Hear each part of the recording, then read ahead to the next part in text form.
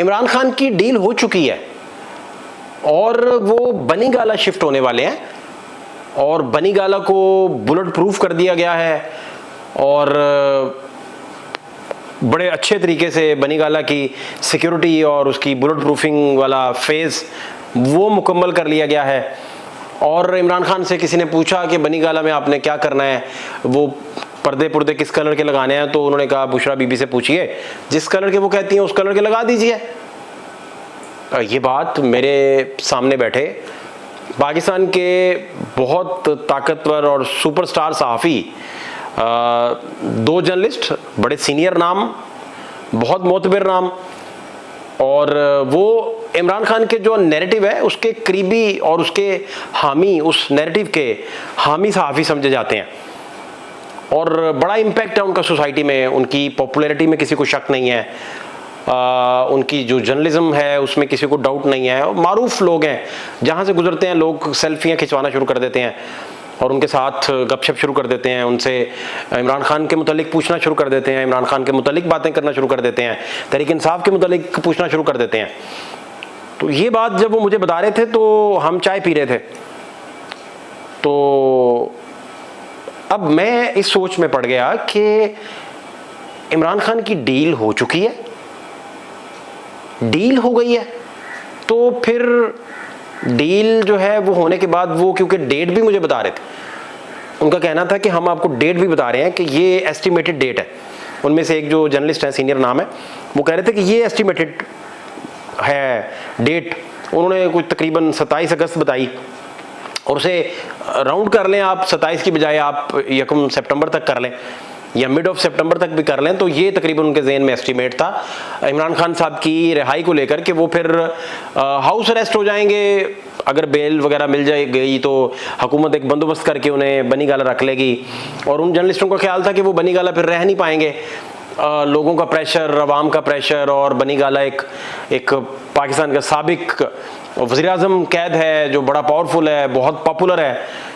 तो ये वो सारी बातें कर रहे थे और मुझे उन्होंने कहा कि आप इसका काउंटर दें, कोई काउंटर बात करें। तो मैंने उन्हें कहा कि मुझे तो काउंटर कोई बात समझ नहीं आ रही, आप जो बातें कर रहे हैं, जो मैं सुन रहा हूँ, समझ रहा हूँ, तो मुझे कोई काउंटर समझ ना आया, बिल्कुल भी मेरे जहन में कोई ब्लैंक था। तो मैंने कहा जी मुझे आपकी बातें जो हैं वो अगर इसी तरह ही हैं और जिस तरह आप बता रहे हैं और आप इंफॉर्मेटिव लोग हैं तो शायद फिर इसी तरह ही हो।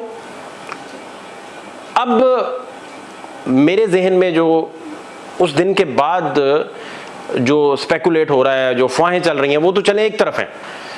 जो मैं सोच रहा हूं बेसिकली कि अगर डील हुई है तो उसके खदोखाल भी होंगे, डील का एक पैटर्न भी होगा। अगर हुई है तो जैसे वो 2 जर्नलिस्ट तहरीक इंसाफ के नैरेटिव के सपोर्ट करने वाले, वो दोनों रिस्पेक्टेड मेरे दोस्त जो हैं, मेरे सीनियर भी हैं, वो अगर ये दावा कर रहे हैं तो फिर तो ठीक बात है, डील हुई होगी। तो डील अगर हो गई तो फिर उसके कोई खदोखाल होंगे, कोई डील का चेहरा होगा, कोई लबो रुखसार होंगे डील के, कोई कुछ तो होगा उसका खदोखाल। तो फिर क्या है वो, किन बुनियादों पे डील हुई, उस डील का कितने राउंड हुए, क्या गारंटियां आई दोनों तरफ से, क्या डिस्कशन हुआ, इमरान खान साहब ने कितने कदम पीछे खुद को किया और डील करने वालों ने खुद को कितने कदम पीछे छोड़ा। मसलन यही बात मैं, एक बड़े पॉपुलर बिजनेसमैन है लाहौर के, एक बड़ा नाम है, बड़े वो लिंक्ड हैं बड़ी अहम जगहों पे और हालात हाजरा का बड़ा उन्हें पता होता है, तो उनसे मैं यही बात कर रहा था। तो उन्होंने कहा क्या ऐसा तो नहीं है जो अफवाहें मार्केट में फैली हुई हैं कि डील करने वालों ने इमरान खान साहब से कहा है कि हम आपको फार्म 45 की गवर्नमेंट दे देते हैं और आप गवर्नमेंट चलाइए फिर। तो गवर्नमेंट लेकर जमात इस्लामी भी यही कह रही है, तो गवर्नमेंट लेकर जमात इस्लामी के अमीर ने भी तो यही कहा ना कि आप क्यों 47 और 45 के, अगर प्रेशर डालते हैं पूरा, 45 की गवर्नमेंट आप लें, आप रूल करें, आपके पास मेजोरिटी भी आ जाएगी, लेजिस्लेशंस करें, मुल्क को संभालें वगैरह वगैरह, इलेक्शन क्यों करवाने हैं फिर। तो ये बात है। तो अगर इमरान खान साहब को ये कहा गया है कि आप जो हैं वो इस मामले में फॉर्म 45 की अपनी गवर्नमेंट ले लीजिए, तो क्या तहरीक इंसाफ वो गवर्नमेंट ले लेगी? और तरीके साहब वो गवर्नमेंट अगर ले भी लेगी तो फिर उस गवर्नमेंट का करेगी क्या? तो वो डील में फिर तय हुआ होगा कि क्या करना है उस गवर्नमेंट का। अगर मुल्क को तरक्की की राह पर डालना है तरीके इंसाफ ने, तो फिर उनके पास इख्तियार कहां से होगा? या किसी भी ऐसी पार्टी ने जो पॉपुलर है इस वक्त और उसे गो हेड मिल जाता है डील का, यही मतलब है ना, फर्ज कर रहा हूं, उन्हीं जर्नलिस्टों की बात को फर्ज कर रहे हैं कि उनकी बात ठीक हो गई, सपोज कर लें कि वो खबर ठीक निकल आई, तो फिर आपने क्या करना है कि उस गवर्नमेंट को क्या करना है, उस गवर्नमेंट को लेके चलना है, तो फिर आपके पास इख्तियारात भी होंगे। तो इख्तियारात का मतलब है कि इंटरनेशनल अमूर आप चलाएंगे, इक्तिसादी अमूर भी आप चलाएंगे। कौन? इमरान खान की गवर्नमेंट। तो इमरान खान फिर बैकफुट पे होंगे। अगर उनको फॉर्म 45 की गवर्नमेंट देते हैं तो उसमें इमरान खान तो कहीं नहीं है। तो वो अगर बेल आउट हो जाते हैं इलेक्शन सारा कुछ, तो वो फिर कैसे आएंगे पार्लियामेंट में? कोई ज़िमनी प्लान होगी या पार्लियामेंट का रास्ता उनका कैसे निकलेगा? उन्हें अलाउ भी होगा पार्लियामेंट आना, नहीं होगा? ये वो बहुत सारे क्वेश्चंस हैं कि डील का जब आप लफ्ज़ निकालते हैं तो उसके बाद उसके सारे खदोखाल का हम तक पहुंचना या व्यूअर्स तक पहुंचना सबसे इंपॉर्टेंट जुज़ है। अच्छा, अब आगे चलें। इक़्तिसादियात किसने चलानी है? इंटरनेशनल अमूर किसने चलाने हैं? जो मुल्क में जंगों का माहौल बन रहा है, पूरे वर्ल्ड में जो जंगो जदल का एक माहौल बन रहा है, उसे किसने फिर टैकल करना है? वो सारे मामलात, वो जनरल बाजवा जो थे वो इंटरनेशनल अमूर के भी माहिर थे। एक वजीर साहब ने हमें बताया कि वो जब प्यूटन को मिलके हम आए तो प्यूटन साहब ने इमरान खान साहब को कहा था कि ये 10-15 दिन में जंग मैंने ख़त्म कर देनी है। तो ऐसा हुआ ना, चूँकि जब जनरल बाजवा ने आते कहा कि ये ऐसा नहीं होना, ये तो अमेरिका ने ये जंग ख़त्म ही नहीं होने देनी, इन्हें पता नहीं है प्यूटन को किसी ने धोखा दिया है और कुएं में धक्का दिया है।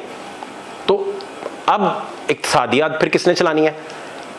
आप देखें IPPs का मामला इस कदर शिद्दत इख्तियार कर गया और लोग जो हैं वो लोग अपने घरों की हद तक डिफ़ॉल्ट कर गए। वो गरीब लोग हैं, वो उनकी इस्तात से ज़्यादा उनका खर्च है, उनकी जो कमाई है उनसे ज़्यादा उनका खर्च है, वो डबल से भी ऊपर है।